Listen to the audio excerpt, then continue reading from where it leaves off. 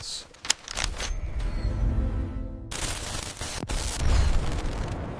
Welcome to The Explainer. Today, we're stripping away the conspiracies, all the speculation, to look at one of the most controversial pieces of evidence in modern history through the cold, hard lens of science. So, here it is, the central question of the JFK assassination's single bullet theory.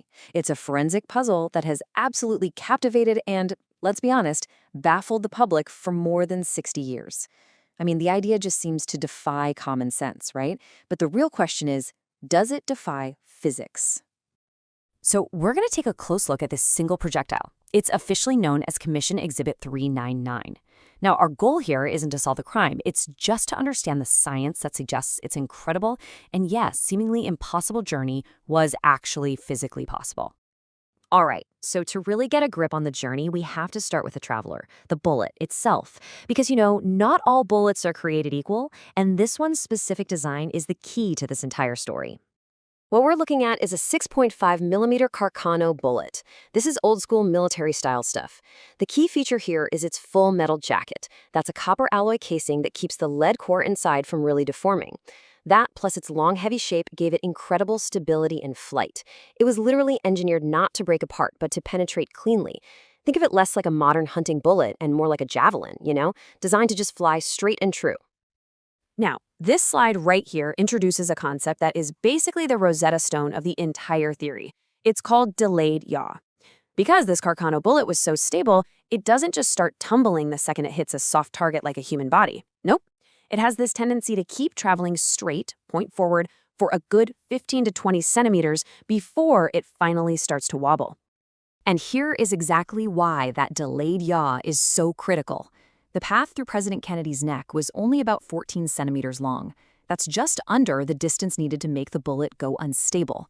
And what that meant was it could pass cleanly right through the soft tissue and exit his throat while it was still flying relatively straight. This created a small, neat exit wound that, for a while, was actually mistaken for an entry wound.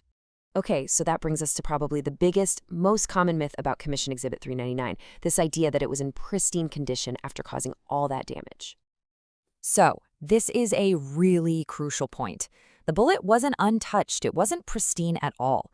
The forensic analysis actually describes it as being flattened and bent. And you see, this specific damage isn't a contradiction. It's the physical proof of its incredible journey. Think about this for a second. By the time the bullet hit Governor Connolly's wrist, it had already gone through 2 bodies and hit a rib.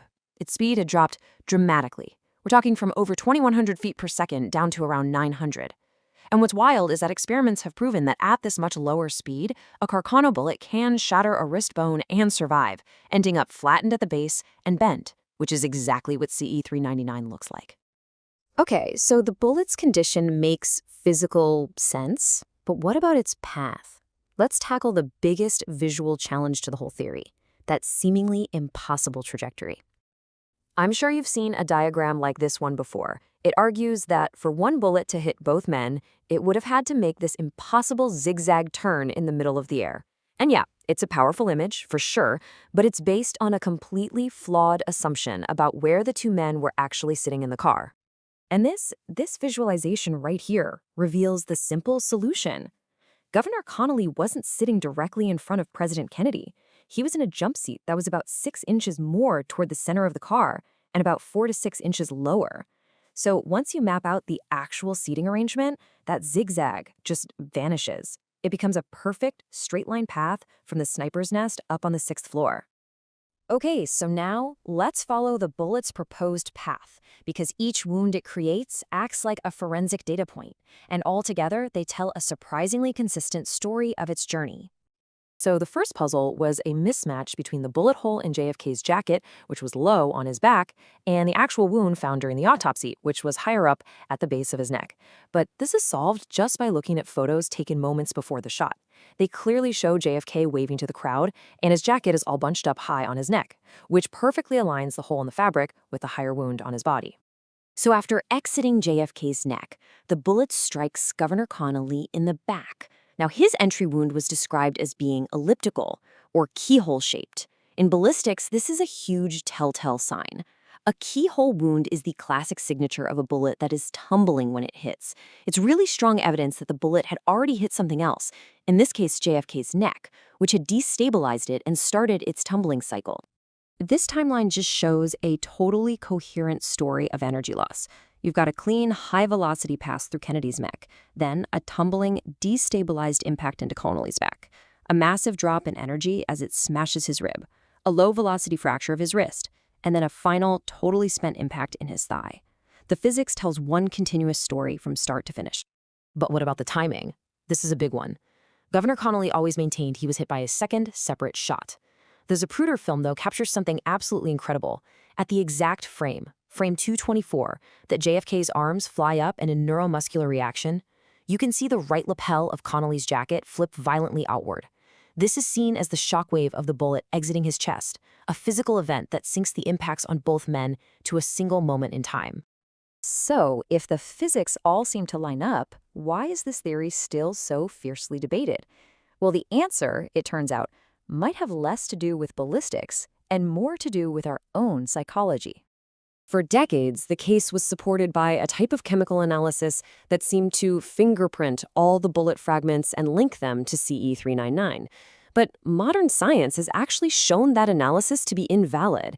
It turns out the trace elements in these old lead bullets just aren't uniform, which makes it impossible to get a unique match.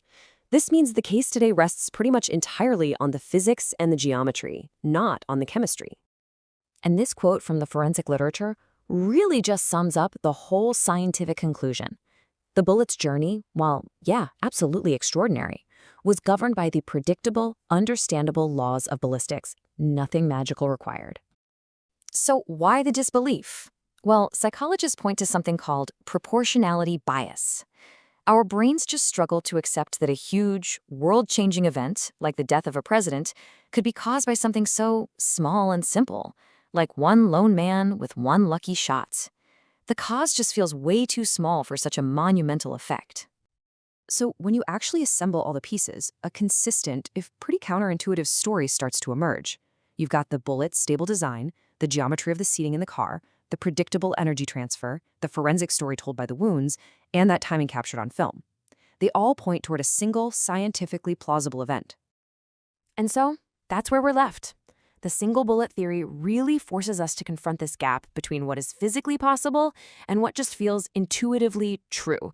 The science suggests it could have happened. The rest? Well, the rest is left for us to decide.